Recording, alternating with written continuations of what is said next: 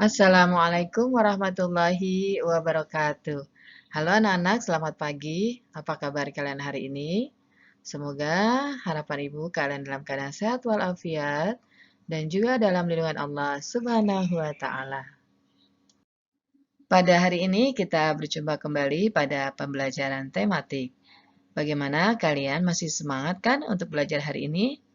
Ya, harapan ibu kalian harus tetap semangat ya, walaupun masih dalam kondisi pembelajaran jarak jauh.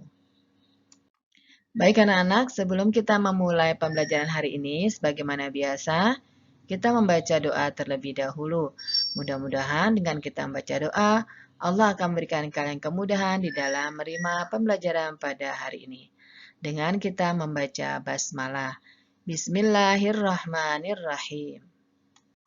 Pada hari ini kita masih di tema yang ketiga, yaitu tugasku sehari-hari, subtema 4, tugasku dalam kehidupan sosial, pembelajaran yang ketiga dan keempat.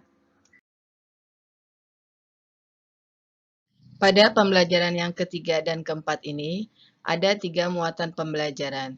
Yang pertama yaitu Bahasa Indonesia KD 3.3. Menentukan kosakata dan konsep tentang lingkungan geografis, kehidupan ekonomi, sosial, dan budaya di lingkungan sekitar. Yang kedua yaitu PKN KD 3.3, mengidentifikasi jenis-jenis keberagaman karakteristik individu di sekolah. Dan yang ketiga adalah Matematika KD 3.3, menjelaskan nilai dan kesetaraan pecahan mata uang.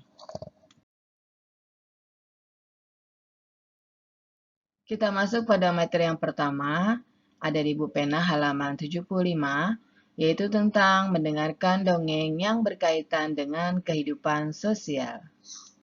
Untuk dongeng ini, pasti kalian sudah tidak asing lagi ya. Pasti kalian sudah pernah membaca ataupun kalian mendengarkan cerita-cerita dongeng. Nah, apa sih dongeng? Dongeng itu adalah cerita atau rekaan atau hayalan.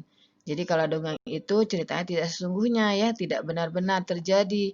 Itu hanya merupakan sebagai hayalan dari pengarangnya saja. Karena dongeng itu adalah bentuk cerita turun-temurun dari nenek moyang. Kejadian pada dongeng pun terkesan sebagai kejadian sesungguhnya. Namun pada dasarnya dongeng itu adalah cerita fiktif dan imajinatif. Seperti kalian juga sering mendengar cerita-cerita binatang dan tumbuhan yang bisa berbicara seperti manusia.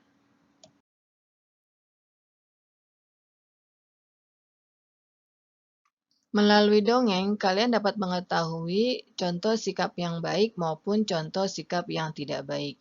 Nah, di sini kalian tentunya harus mengambil contoh sikap yang baik dari sebuah dongeng yang kamu baca. Misalnya, sikap kerjasama dan juga sikap toleransi dalam kehidupan sosial. Nah, ini adalah contoh sikap yang baik yang harus kalian tiru. Nah, untuk agar kalian dapat memahami sebuah dongeng, maka hendaknya kalian mendengarkan dongeng dengan seksama. Ayo berlatih, Bu Pena halaman 76. Salah satu temanmu akan membacakan dongeng berikut. Ketika teman membaca, dengarkan dengan seksama.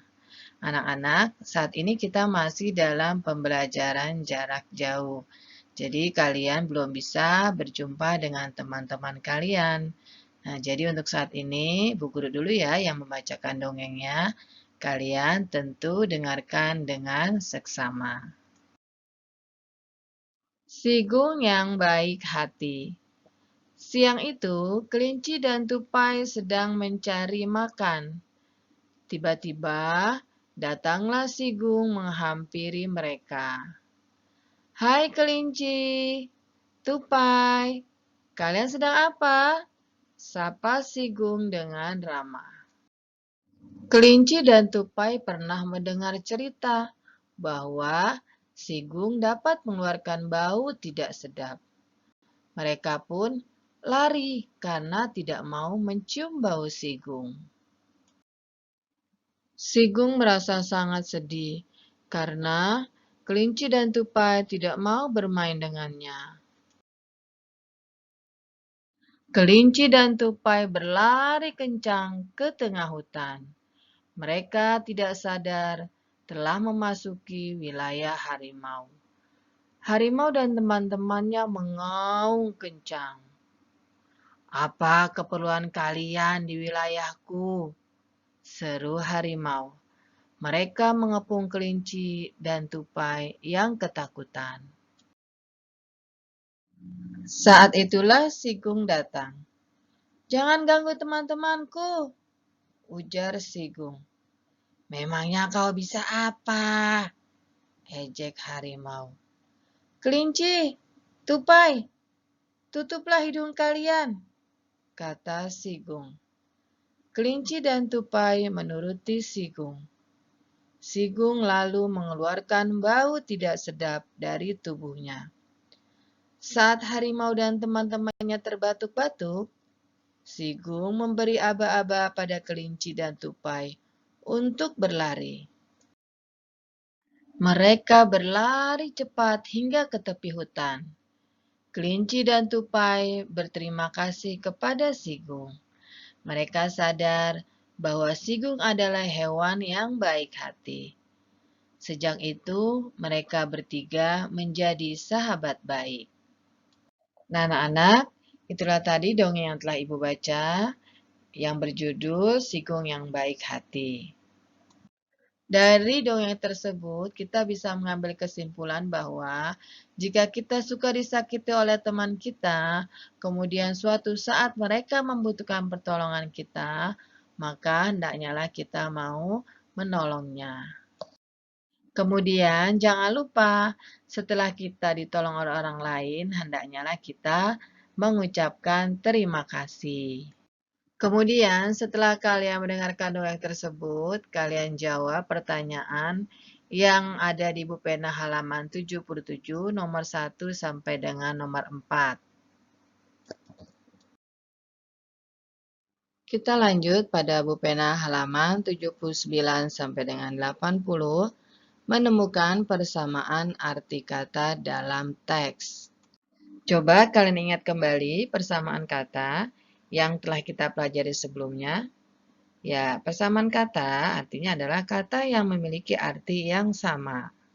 Kemudian kata bersatu sama artinya dengan berkumpul atau berkelompok. Misalnya kata tanah air sama artinya dengan tempat kelahiran. Sekarang kita lihat, ayo berlatih. Kerjakan tugas berikut. 1. Berikan garis bawah kata-kata yang memiliki arti sama dengan kata-kata yang ada di dalam kotak. Sebelumnya, mari kita baca teksnya terlebih dahulu. Warga sedang bekerja bakti membersihkan lingkungan. Lahan kosong dan jalan dibersihkan. Semua warga saling bekerja sama dan membagi tugas dengan adil. Ada yang menyapu, membersihkan selokan, dan memangkas rumput. Semua warga menyadari pentingnya menjaga lingkungan. Warga sedang bekerja bakti membersihkan lingkungan. Di sini ada kata warga. Warga itu sama artinya dengan penduduk. Lahan kosong dan jalan dibersihkan. Ada kata lahan kosong, sama artinya dengan tanah terbuka.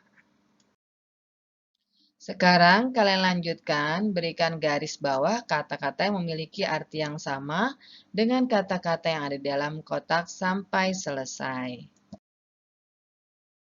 Kemudian kalian lanjutkan dengan nomor 2 dan nomor 3-nya. Kita lanjutkan. Bersikap baik kepada teman di sekolah. Bu Pena halaman 77.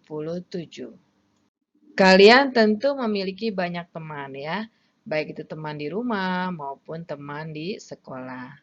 Teman kalian ada teman laki-laki dan juga ada teman perempuan. Siswa laki-laki dan siswa perempuan tentunya berbeda ciri-cirinya. Coba kalian perhatikan gambar di samping ini. Siswa laki-laki berambut pendek dan siswa perempuan umumnya berambut panjang. Tapi karena gambar di sini memakai kerudung dan juga mayoritas di sekolah kalian anak perempuannya itu memakai kerudung, jadi memang kalian tidak terlihat rambutnya ya. Tetapi biasanya untuk anak perempuan ini berambut panjang. Siswa laki-laki memakai baju atasan dan celana. Sedangkan siswa perempuan memakai baju atasan dan rok. Walaupun kita berbeda antara laki-laki dan juga perempuan, tetapi kita harus tetap bersikap baik kepada semua teman.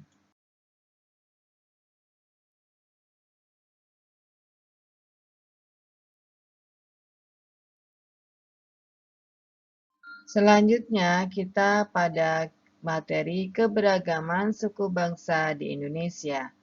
Kalian lihat di buku pena halaman 80 dan 81. Indonesia terdiri dari banyak pulau. Di setiap pulau terdapat beragam suku bangsa. Contoh suku bangsa dari berbagai pulau yang ada di Indonesia adalah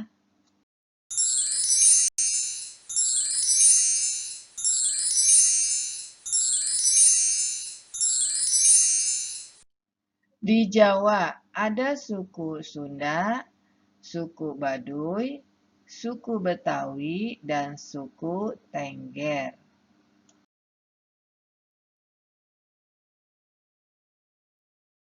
Di Sumatera ada suku Gayo, suku Melayu, suku Minangkabau, dan juga suku Batak.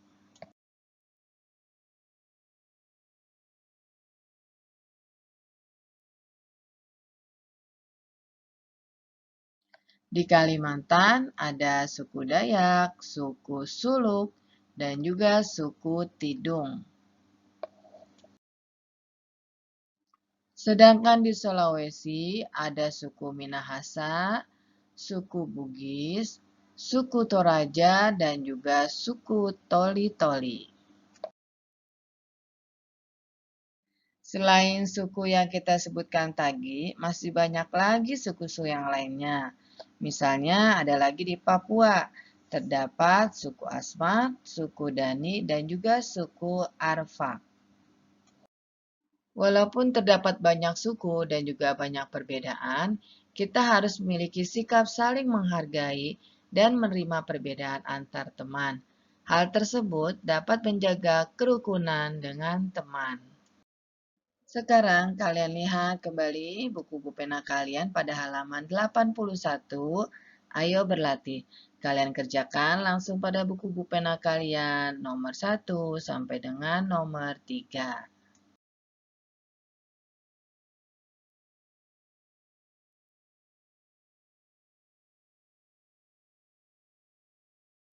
Sekarang kita lanjutkan materi kita yaitu menentukan barang yang dapat dibeli dengan jumlah uang tertentu.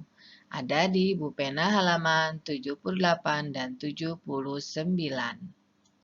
Sebagaimana kalian telah ketahui bahwa uang dapat digunakan untuk membeli suatu barang. Harga keseluruhan barang itu harus lebih kecil atau sama dengan jumlah uang yang kalian punya. Misalnya, kalian punya uang Rp2.000, kalian ingin membeli suatu barang. Nah, hendaknya kalian membeli barang tersebut yang harganya itu Rp2.000 atau kalian juga bisa membeli barang tersebut yang harganya kurang dari Rp2.000. Perhatikan harga barang-barang berikut ini. Yang pertama, ada sebuah penghapus dengan harga Rp1.000. Kemudian ada buku gambar dengan harga Rp2.000. Kemudian ada lagi pensil warna dengan harga Rp2.500. Kemudian ada penggaris segitiga dengan harga Rp1.500. Uang yang tersedia adalah 2 lembar uang Rp2.000. Jadi, jumlah uang seluruhnya adalah Rp2.000 ditambah Rp2.000 sama dengan Rp4.000.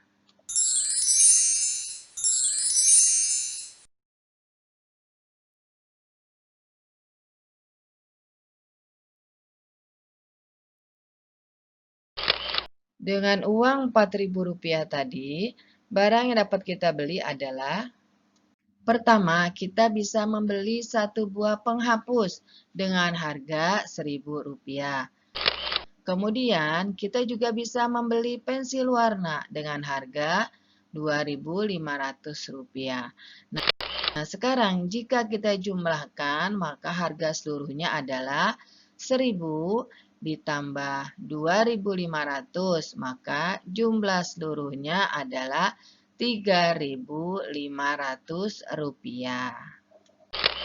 Atau kalian bisa membeli 1 buah buku gambar dengan harga Rp2.000 dan 1 buah penggaris segitiga dengan harga Rp1.500. Nah, jika kalian jumlahkan harganya, maka akan menjadi Rp2.000 ditambah Rp1.500, maka jumlah seluruhnya adalah Rp3.500. Atau kalian juga bisa membeli 1 buah pensil warna dengan harga Rp2.500 dan 1 penggaris segitiga dengan harga Rp1.500.